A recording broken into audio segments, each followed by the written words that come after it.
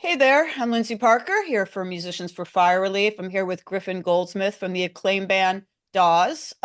First of all, Griffin, I want to thank you profusely for making the time to do this interview. I know you and your brother Taylor's lives have been, turned upside down by the Eaton Fire, and I know you've been very busy. So it means a lot that you wanted to do this. My pleasure. I'm glad. I'm happy to contribute. So, before we started this interview, we were just chatting. You are zooming me from a home where where you are now living because I'm sure it's everyone knows in the news, but you lost your home in the Eaton fire entirely. And your brother lost the studio where you guys do most of your work. So, I'm just gonna start with the question of how are you holding up? It's been, I guess, 6 weeks, about a month now since all this Yeah, happened. yeah, 6 weeks and change. I think we're okay. I mean, it was obviously so traumatizing and devastating, but my wife was 34 weeks pregnant at the time, and the kid was supposed to come. My son was supposed to come 2 days ago, 3 days ago, Oh, but wow. he came a month early because of, I mean, who knows? I can't, presumably because of the stress, but he came a month early, and so he's been here for a month. He's healthy. My wife's healthy. Um, He came after the fire? 2 weeks after, That's crazy.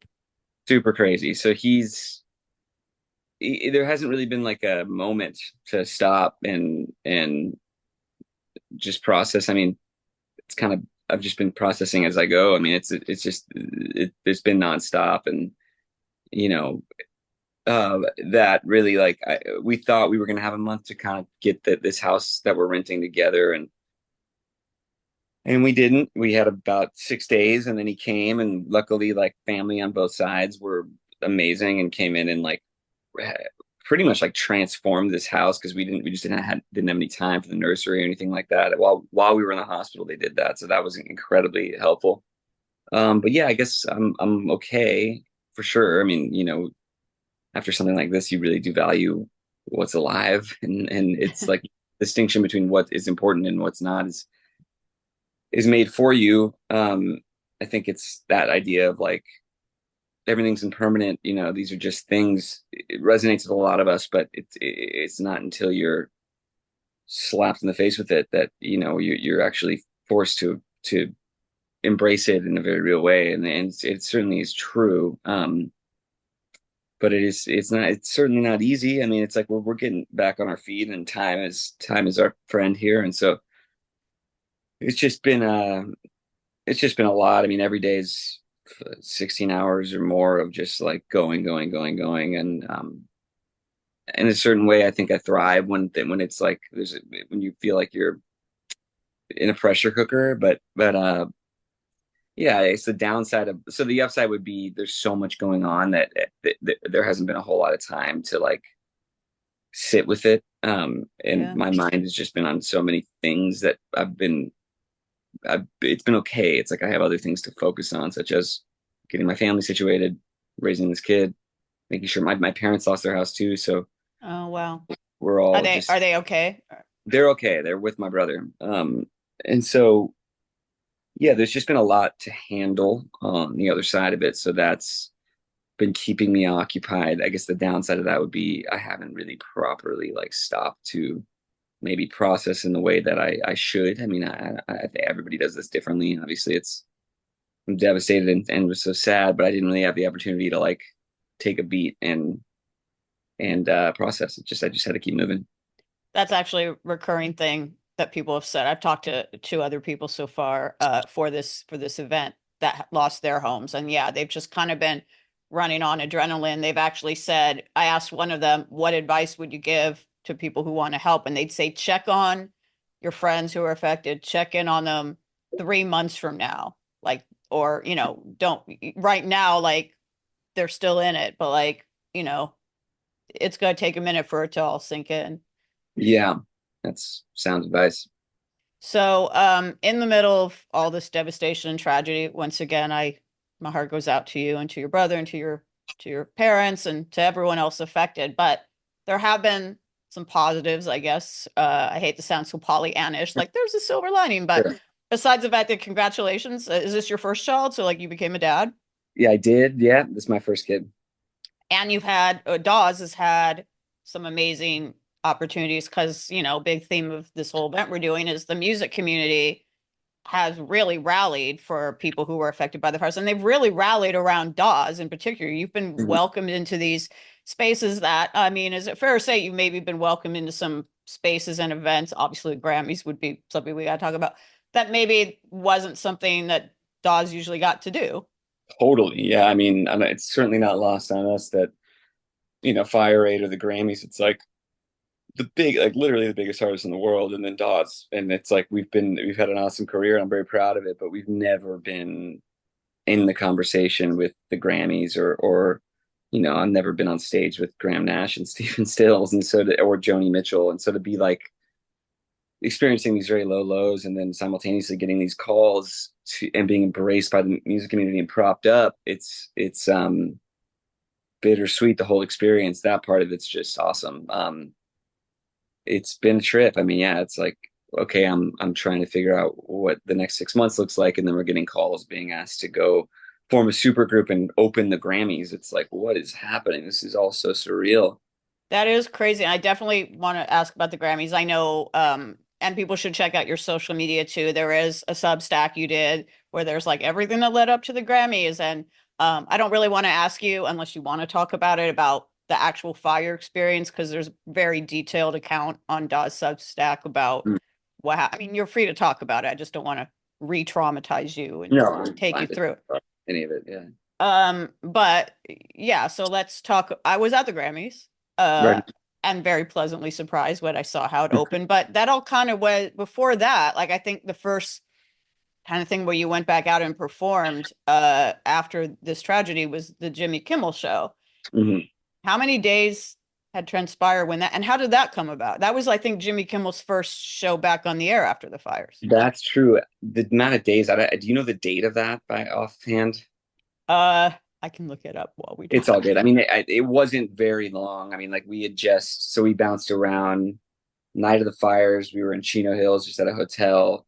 After that, we moved to Palm Springs because my wife was pregnant. We just wanted to get out of town and be like, we know our place is gone, and as awful as this continues to be, we know where we're at with this. We've lost everything, and so let's not turn the news on. Let's keep the temperature low, so that she doesn't go into labor early.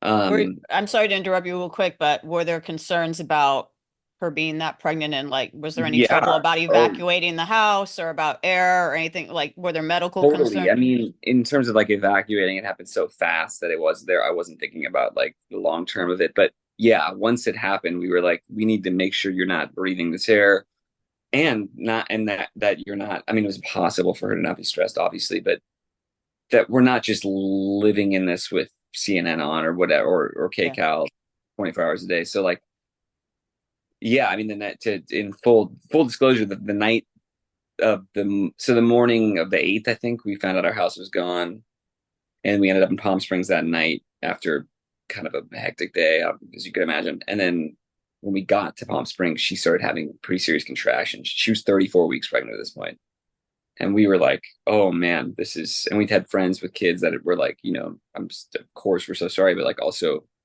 be wary of this. This is the kind of incident that could induce a birth early. Crazy. And so we were just, yeah, we were cognizant of it. There were concerns about that for sure. And then the contractions really brought that home.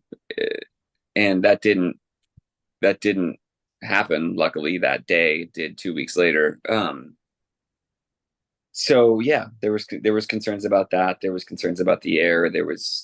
Yeah, I mean, it was just like at this point, really like all I could do is make sure that my wife and my baby are like as safe as we can be right now, and not just being just not facing this reality 24 hours a day. I mean, we were in our way, of course, but like as you know, watching the videos and all that, it's just like, oh, this brings it back in such a real way. And it's not that I'm trying to avoid the harsh reality or the events that just transpired, but like I need to make sure that she's as relaxed as she can be, taking a bath, whatever, like just trying to keep things as mellow as they could be, because ultimately at that point, what could we do? The place was gone, and all we could do was just try to take care of her and the unborn child. And everything is okay, like Everything's with her, okay. with Yeah, the, okay, cool. everything's great. He came 2 weeks later, so he was a month early, and I have to believe that's stress induced. But he's okay. But birth was totally fine. Baby is great. He's healthy as a horse, and my wife is doing really well. And so, I mean, we're first time parents, so it's absolute chaos over here, but it's amazing. It's the best thing. And so yeah, I said, I think on CBS, like he couldn't have come at a better or worse time. I mean, obviously the timing is like laughable. It's just, you couldn't even write this shit. I'm But sorry on to the other, laugh, but you did say it I was mean, that's laughable, all so you I can guess, do, yeah. but on the other hand, it reframed the situation in such a way where it's like, okay, I'm in a bed. I'm in an unfamiliar bed with my unborn child, and really, I'm feeling like I could be anywhere with him and her, and we'll be okay. It's like now, this is obviously so much more important to me than my collection of instruments. It's a good point. It's a good point. Puts things in perspective. So yes, before we talked about that, we were talking about Jimmy Kimmel. Right. He was back on the air for the first time since the Yeah. fires. So we got This hit had up, all I happened. think, 2 days before, I want to say, or maybe the day before, and we're asked if we could come back to LA and do that. And we were like, of course, we loved Jimmy and that whole operation over there, and they've been so good to us. And obviously, they were trying to highlight the artists that were affected, and we had just been on a few months before, and so the version of that song was, we knew that we shouldn't play it the way that we normally do, because it's just like an upbeat rock song, and And what was the song again for people who don't time know? spent in Los Angeles is what it's called. And the song's about, my brother wrote it when he was a kid. It's on our second record, and it's about being gone and not really having a home, and feeling lost, and you know identifying with that, with the work, and so it's a testament to Taylor's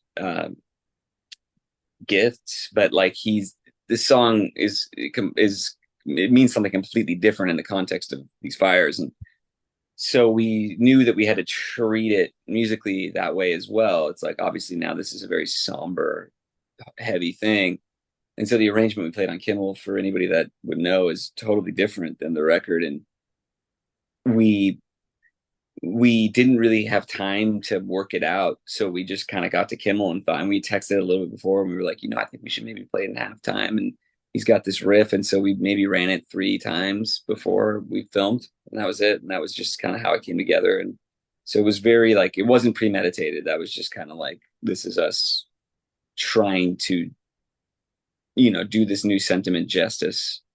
Must have been very emotional for you. I mean, that's an Definitely. understatement, obviously, but And like the footage in the back that they were playing, I mean, we didn't expect that. And I think I was seeing houses that I recognized from my neighborhood. So yeah, it was very heavy, and the whole vibe on set was a bit heavy. Everybody was feeling it, and I think people there that worked Kimmel had lost their homes, and so yeah, it was heavy. did that lead to the Grammys? 'Cause like I said, I was there, and for people who didn't see it, there was some talk before, this was the fires happened like 2 weeks before the Grammys. A lot of parties and events. Grammy week got canceled, and there were even people that were saying, we shouldn't have award shows, which I disagree with, because award shows create a lot of work for people in Los Angeles. Exactly. And so, but I do agree, like maybe change the tone of it. And I think the Grammys did a wonderful job, not just with your opening number, but in general, like Billie Eilish's performance, and Lady Gaga and Bruno Mars doing Yeah. California Dream. I think they did a really nice job. But you guys set the tone, and it was this super group. It was like it was very people like all. I mean, I don't know if there was ever a time when you could see Brad Paisley and St. Vincent and Brittany Howard and John Legend and Sheryl Crow and Dawes all on the same stage. Yeah. How did that come together? Because that's a big deal. Like, you guys basically set the tone for this very unusual circumstances around the Grammys. Yeah, I mean, so that video, Kimmel, kind of, I just made the rounds on the internet, or wherever it would, and got passed around. And I think it was the impetus, and I know it eventually made its way to, sorry, to the Can producers you? over there, and I for whoever saw it, I'm not sure whose idea, who conceived of this idea, but they were moved by the performance, presumably, and so that kind of led to the phone call. I'm not sure what would have happened without the Kimmel performance. So now it feels like it did. I don't know all the specifics. And then as far as like the super group, they kind of put. I mean, they were super helpful, but they wanted us to kind of put the band together, and we knew certain artists such as John Legend were like on board for whatever was needed. And then we kind of just brainstormed internally and then with the producers to come up with that band. Brad's a good friend of ours. He's close with Cheryl. Brittany, we go back with. John is a legend in everybody's, view. And so, yeah, that was an interesting experience and obviously like a once in a lifetime. I mean, it's unbelievable getting to play with those people. But yeah, we were able to like actually kind of handpick these musicians. That's so cool. I mean, you kept it under wraps really well too. I mean, I certainly was surprised. It was not, I mean, they sort of announced that there'd be like, a special opening number, but I don't think anyone knew who was going to be involved. Yeah, that was the directive, was like, let's keep this a secret. So, our lips were obviously sealed given the magnitude of the opportunity. Yeah, I know. I was talking to your publicist a few days before. He's like, I'll be at the Grammys. Didn't mention you guys. I Yeah. was like, good job there. Obviously, I got to ask about the song I Love LA by Randy Newman, which you've recorded a version of, which now benefits Music Cares, I believe, right? Like it's Yeah. a benefit single because I love that song. It's a classic. But of course, there'll be the people who'll be like, it was meant to be sarcastic. It was meant to be like making fun of LA, but it's taken on over the years and especially now, like just it's not an ironic song anymore. It's like an earnest song. We all love LA.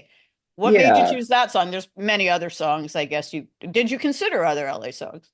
They had that idea in mind. So when they came to us, they were like, and would you perform this song? And we're massive fans of his and always have been. And as you mentioned, like being Angelinos, it felt like, I mean, that song has a whole other life that it transcends what's on the paper. And yeah, I guess it is satirical, but as a lot of his songs are, but unlike, Rednecks, which is just straight satire, there is something in that song of like, he does love this city and a lot of what he's talking about. I mean, like for anybody that's from here, lives here, that yes, all the things people like to poke fun at are real. I mean, there's no doubt about it. But it's also like part and parcel of what's so amazing about this place. So it's like, yeah, you have, whatever it is, you have like Air One's for example or something where it's like if you I haven't live been there, I live like very like, 2 blocks away from one of the Air yeah, Ones. So yeah, we're it's close to all one true. now, but like you walk in, you're like, this is the most ridiculously expensive like market I've ever like in the world. I mean, where am I? But then you eat, and then you eat the stuff or whatever. You buy the products, and you're You like, get the Haley whoa, Bieber smoothie, you're like, it's pretty good. yeah, this is the best thing I've ever had in my life. So like, it's both things, and I think that, at least from my eyes, that's how that song. What's what it was intended to be is like, yeah, it's LA's ridiculous, but it's also LA. We love it. It's just, this is. I don't know if he was born here, but he certainly lived here. Yeah. Yeah, but exactly. LA is not a perfect city. No city is. Yeah. But I do love it. I'm from LA myself, I'm born and raised, and I believe you and your Mhm. brother are as well. So have you been happy about seeing all this like there's a lot of civic pride for LA. People do like to crap all over LA and cite all the stereotypes you just mentioned and think it's all, Kardashians or influencers or whatever they think LA is. And yet, since these tragic fires have happened, it seems like the whole country and world is like just has a lot of love for LA and, is really rallying around the city, which, gladdens my heart. Totally. I mean, I think this is a rough experience for everyone. I don't think anyone's looking at this and thinking, I can't be touched. I mean, it's like Palisades is a perfect example of how money doesn't insulate you from these natural catastrophes. And these Hmm. things are happening more and more frequently everywhere. And so it's like when, this is the sixth largest economy in the world. And so this is a very powerful place. Beyond whether or not you like it, it's a economic driver in this country. And so it's like, man, if this stuff can happen here, it can happen anywhere. And I think there was something really beautiful about it just the catastrophe and the response to it wasn't political. I mean, I'm sure obviously Yeah. some people make it that, but it didn't. To me, it just felt like this is just human, and people are responding to these human stories such as ours, where it's like this has nothing to do with what I believe in.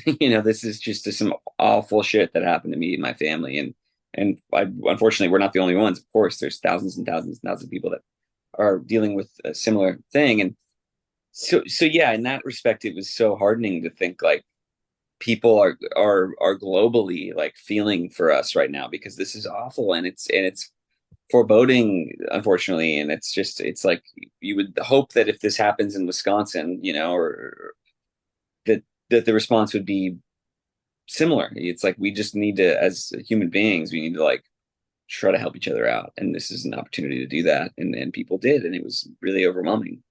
100%, 100% agree. Since you are from LA, and I imagine you derive a lot of civic pride from being from Los Angeles. Like, I love LA. I've literally never lived anywhere else. I even went to UCLA for college. Like, I love LA. I've traveled everywhere else, but Yeah. LA's my home. LA, I do love LA, like the song says. Some questions I'm sort of just asking everybody is, besides your own songs, and I guess besides I Love LA, is there like an album, a song, a music video, an artist from LA that like you're particularly fond of, that you love, that really symbolizes this town to you? Interesting. I mean, that's a tough one. I mean, there's plenty. I like it's as far as like LA, like on like waving the flag. I mean, that song is about as LA as it gets. There's a ton of LA artists that are unbelievable, and this has always felt to me like one of, if not the foremost, center of the music industry. I mean, I think it just differs depending on where what you listen to, but like I mean, one band that always embodied that for me, and they're still around even though the lineup has changed and most of them are dead, is Little Feat. That was always like in my life a really important one, also because a lot of those guys like Toto, which I love the story. That music doesn't hit me the same. It doesn't resonate with me as much as Little Feat does, but they played on everybody's records. They were involved in everybody else's music, and that's kind of what we do, and that's fortunately been like a huge part of our identity, and I love that about our career, and it makes me really happy to be able to make music with these lovely folks in LA. And so yeah, I mean, I think that band specifically because of that. It's just like these people were everywhere. Lil George was producing and writing songs for everyone. Richie Hayward was playing on people's records. Bill Payne is still the foremost, rock keyboardist like ever.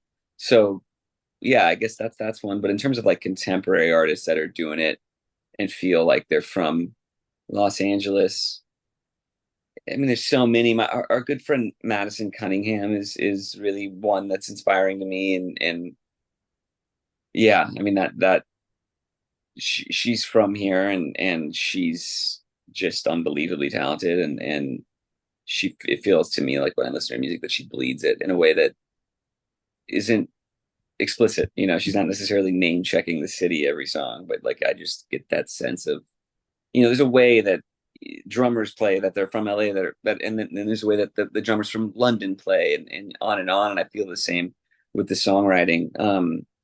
And I think she has that ineffable quality. What is your favorite LA venue? One you've played or one you haven't, but in general, there's so many wonderful venues, some of which have a lot of history behind them Yeah, here. I've played most, but actually the one that I like, um, that I haven't played is the Ford. Oh, I love the Ford. Yeah, really cool spot. Just love the layout, and I like the capacity. It's small, it feels intimate. Yet it has this like grandiosity that makes it feel like a big experience as if you're at the Greek or something. But I mean, there's so many amazing ones. Recently, I've been at the Bellwether several times. That's a newer one. Hmm. But it That one, used to be I believe, Prince. Vertigo and Prince's Glam Slam Club before that. Yeah, So there's still history there. yeah, absolutely. Yeah, that room, you can feel it in that room. Like, though, this is really cool. I mean, Largo is a place that Hmm. is so small. It's not even comparable to those other rooms in that sense. But that has such a history that, and I play there pretty often with the Watkins. They've been doing their monthly thing for 21 years, 22 years, and Wow. I've been doing that with them whenever I'm home for the last 8 years or so. And that room really has a magic to it. I mean, just knowing that who was on stage there, and they were actually able to like carry it over because it used to be, On Fairfax. yeah, exactly. And then when they moved, it got better. I mean, I was a little too young. I went to the first one, saw John Bryan there when I was like 15. Yeah, John Bryan used to do a residency there, and Andy Preboy used to do his musical White Trash Wins Lotto there with a whole Mm. a lot. Yeah, it's the same, but you're right. It is the same vibe. It's a little, it's bigger now, but it's still intimate and it's the same vibe. And it's even better. I mean, it's like the space now, it's so incredible. And it's, yeah, Flanny, the owner, has done a really good job at like just creating, moving the magic from one place to another, which is not easy. Absolutely. So my venue, a venue in LA that has is near and dear to my heart is the venue where I saw my first ever concert. I'm dating myself. It was Duran Duran, but it was at the Forum. Okay. When you did not Live Aid, sorry, Fire Aid, was which was like 3 days before the Grammys happened. Were you at the Forum or were you at the Intuit Dome across the We street? were at the forum. Okay, so you were at the forever I'll know it as the Fabulous Forum. And we talked a little bit about that.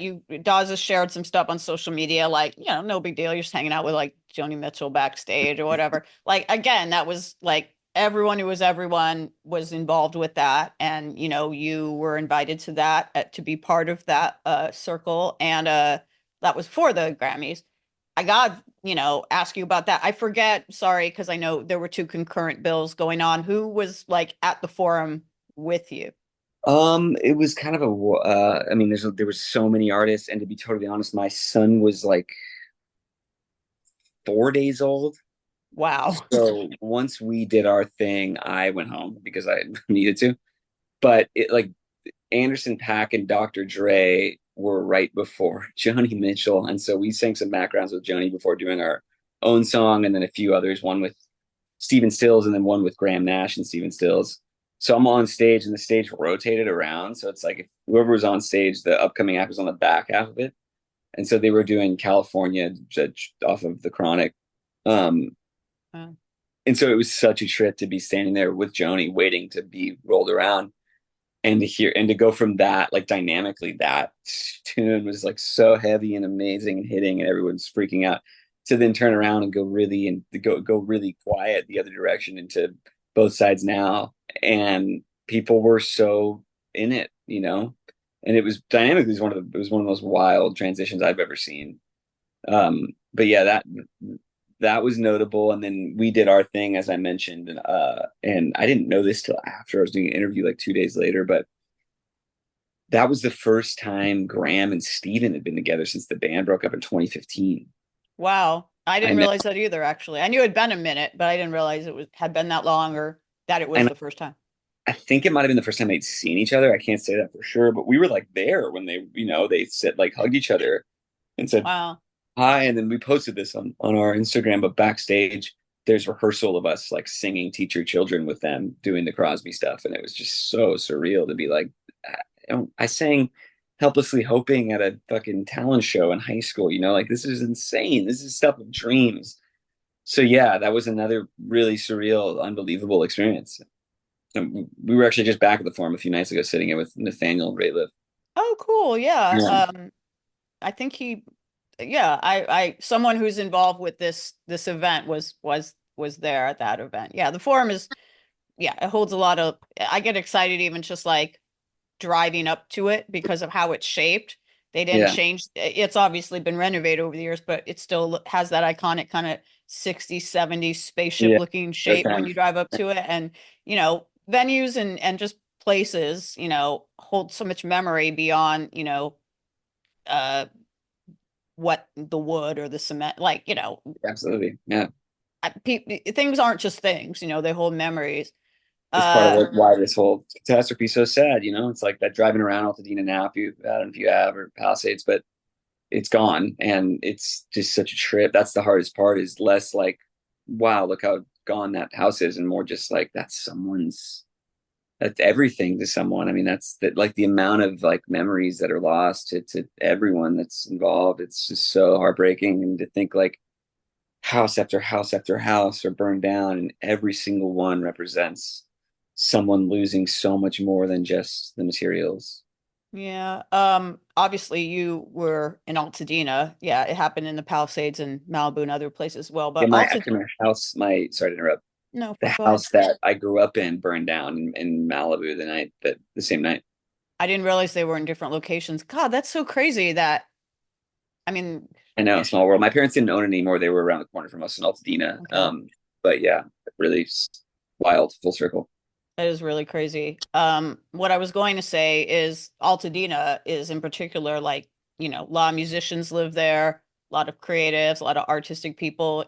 My impression is that it kind of had a small town artsy, you know, vibe, even though it's part of the larger hub of LA. And sorry if it's a little bit of a bummer question, but like, you know, in the community specifically of Altadena, was there any like kind of place that held this obviously your studio, but and I don't know if you want to talk about that, but like, when you talk about things that were lost, what are kind of some things that hit home for you and like, oh man, can't believe that's gone. And if you don't want to answer any of these questions, No, by the no, way, I I'm happy completely to talk understand. about any of it. Okay. I mean, my house was a big one. Awesome. Obviously, my other like dwelling was a garage that had like an office built into it before I bought the house. And in 2020, we were making our eighth record, Doom Scroller, and it was my 30th birthday. And Wiley, our bass player at the time, and the founding member of our band, he's no longer playing bass with us, but he's oldest homie.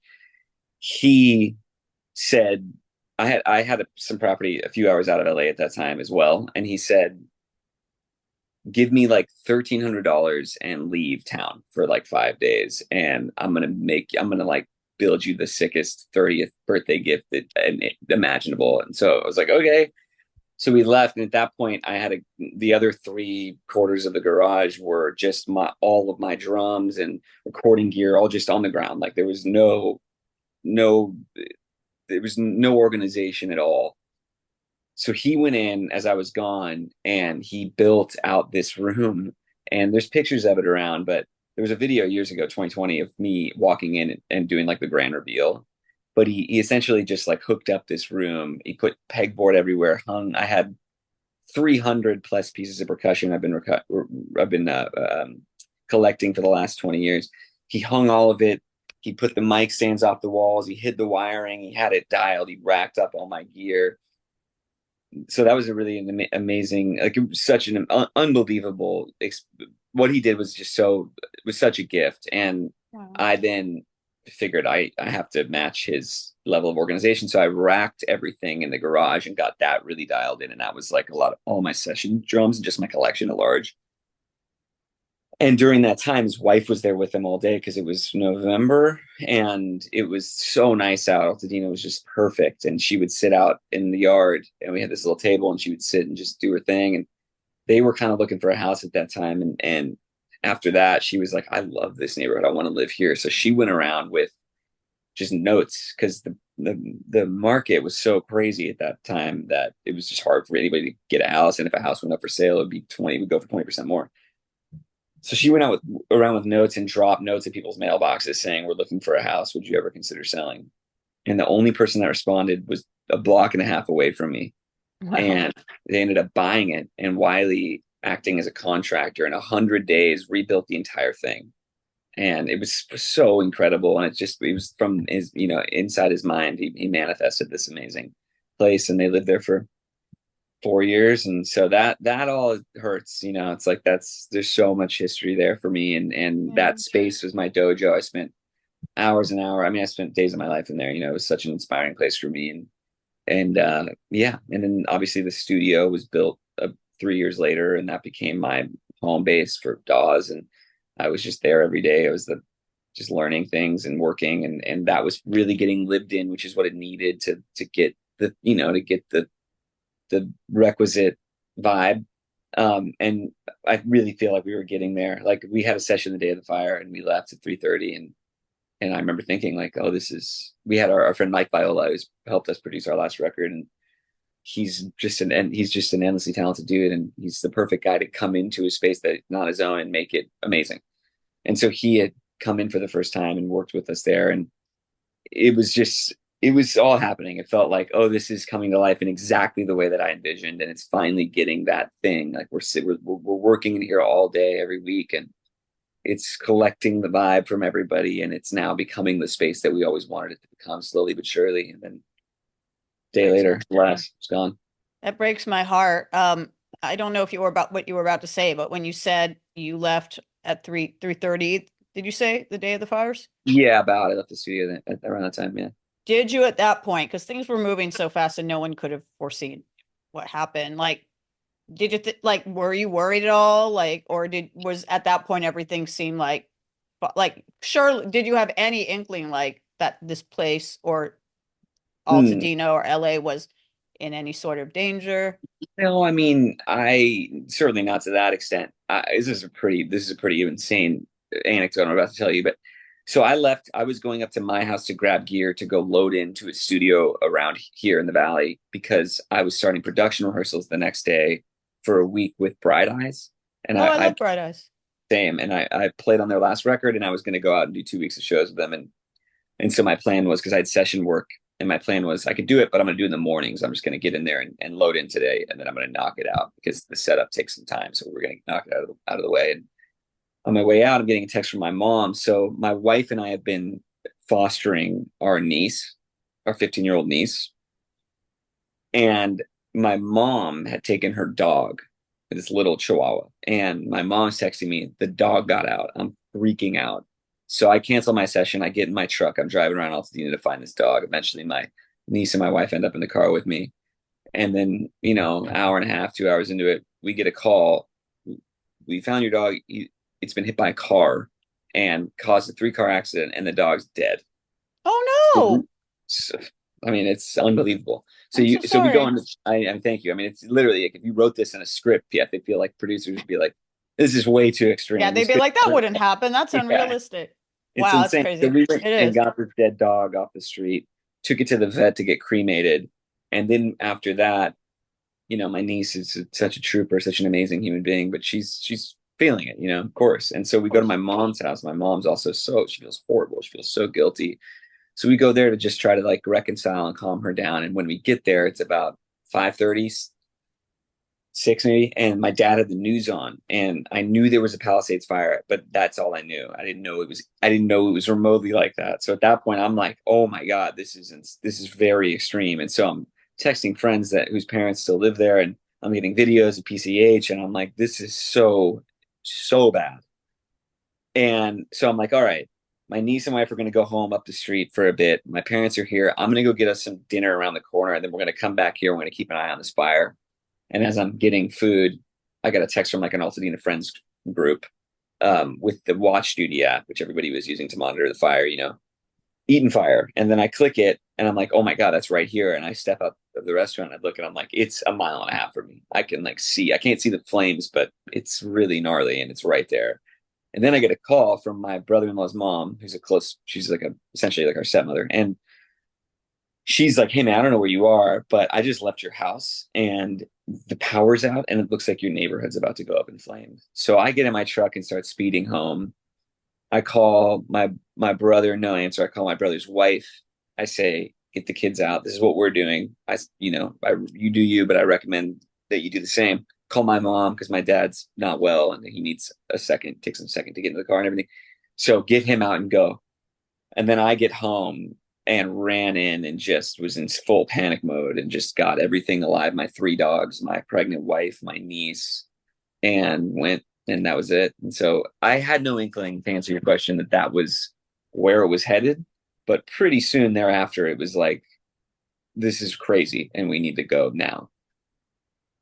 I mean, I'm just trying to, that sounds like the most stressful day ever. I mean, your spirits actually seem, considering everything you've been through, like, I mean, I'm sure you have moments where you seem all right, given Yeah. everything that's happened.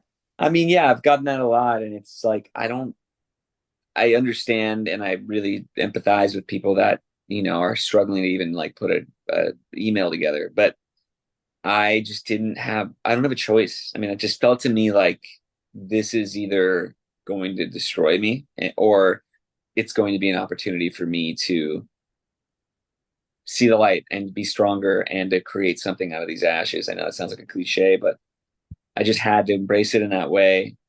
And so yeah, I mean, I also like to think that even though yes, the houses are gone, the time we had there, the memories we made, that amazing paradise of a community that we had, and with our family and friends all around us, those are we still have that. I mean, nothing's taken that away from me, and so we had those experiences, and they're very much a part of me, and they will always be.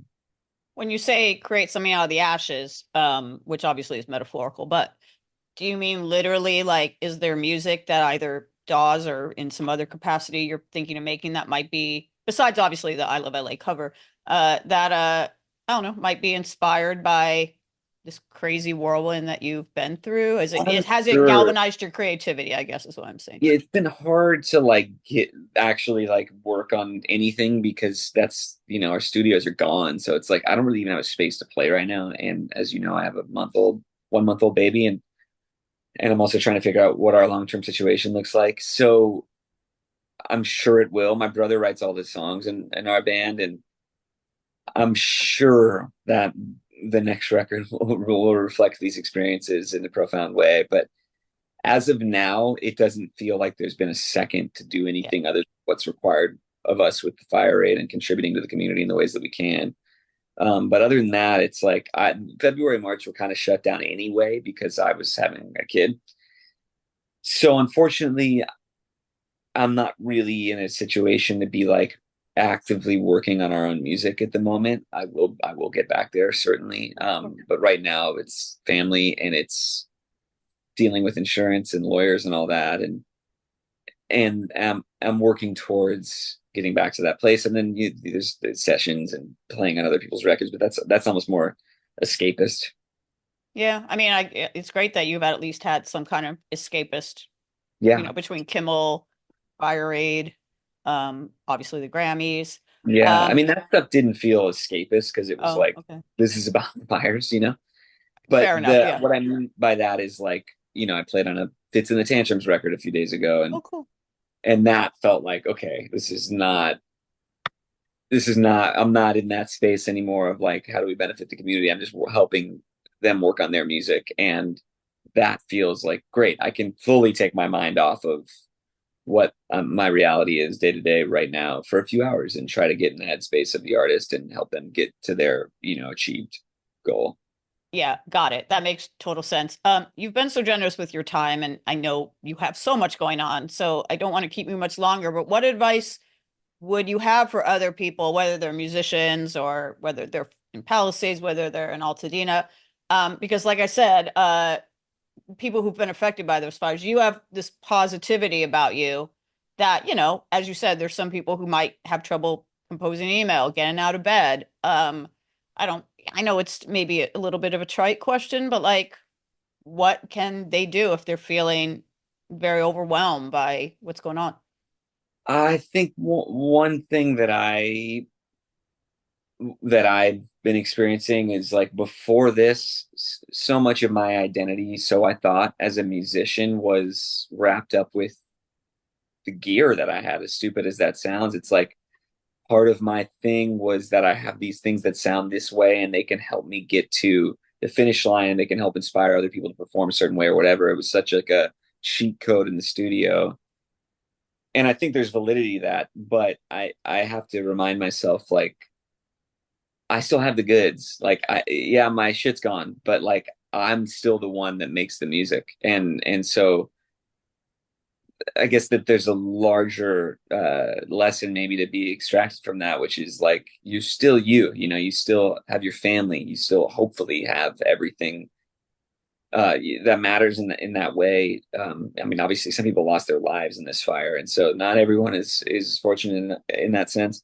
Mm, Um, but it's still it's like you just home is where the heart is. I know that there's all these like cliche shit that plays into this, and it feels so stupid, but these things actually have a lot of meaning to me, and these sayings, and like that's true. It's like I'm here with my family and we're fine, and we just have to put one foot in front of the other, and time heals all. And it's like it's getting easier, and it's going to get easier, and there's always going to be that uh you know you see someone else wearing a shirt and you're like, shit, I had that, or I had something like that. It reminds me of that thing I had and it's gone, or a picture that I just remembered I had in the house that's gone. And there's always going to be this like recall, this flashback to what was. But yeah, I think it's going to get easier. I mean, it's like it's if you need to live in it in order for yourself to heal, then do that. But there's just so much. It's just the future's bright, and I think it's like we just have to keep working towards it because that's all we can do. And watching the community surround us has been so inspiring, and even talking to people that have watched our experience that didn't necessarily lose their homes and have watched that happen to us remotely, it's inspiring to them. It's like this is such a warm moment for humanity. It's like it's so overwhelming the amount of support, and so I think we have each other to just lean on, and like don't be afraid to lean on other people. I mean, I've always kind of been allergic to like asking anybody for anything, but we need each other, and it's like now is a good time to lean on those that can help you. I think that is a perfect way to end this conversation again. Well, first of all, thank you so much for doing this. Send our regards to Taylor and to your family. And it might even kind of feel weird to say congratulations when all this is going No, on, but congratulations on the good things thanks. that Yeah, are happening in your life. And I'm glad thank you. that you're settled and things are slowly getting Yeah, so easier. be it. So, Yeah. yeah, just thank you so much for everything for this wonderful conversation. My pleasure. And feel free to reach out if you have any other questions. And hopefully you connect with my brother at some point.